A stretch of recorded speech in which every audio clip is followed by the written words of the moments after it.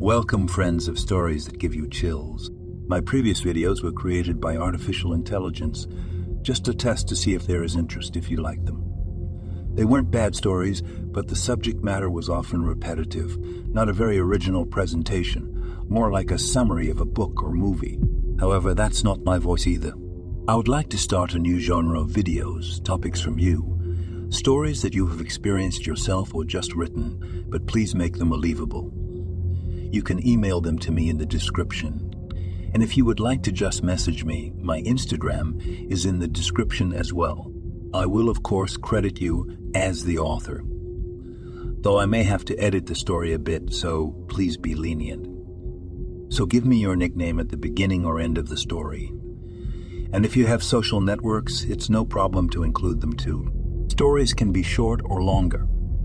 I can handle them all.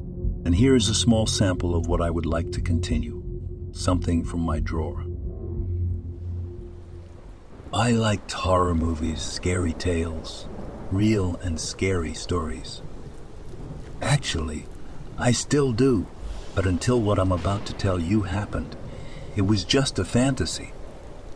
I live in a family house on the edge of the village. Nothing special. And the storm that was raging outside was nothing special either. The wind was blowing hard and the thunder was thundering. Even through the curtains, the lightning was illuminating my room. I was sitting at my computer when it all went out. Great. The power went out again, but there was no point in going to check the fuses. It would turn itself back on. At least I took my cell phone and went to sit on the couch. Luckily, I had data, and I'm not dependent on the house internet. When I heard it, I almost threw the phone away. This wasn't thunder. Someone was banging on the door. I pretended I wasn't home even though the car was outside. I was waiting. No, this wasn't really thunder.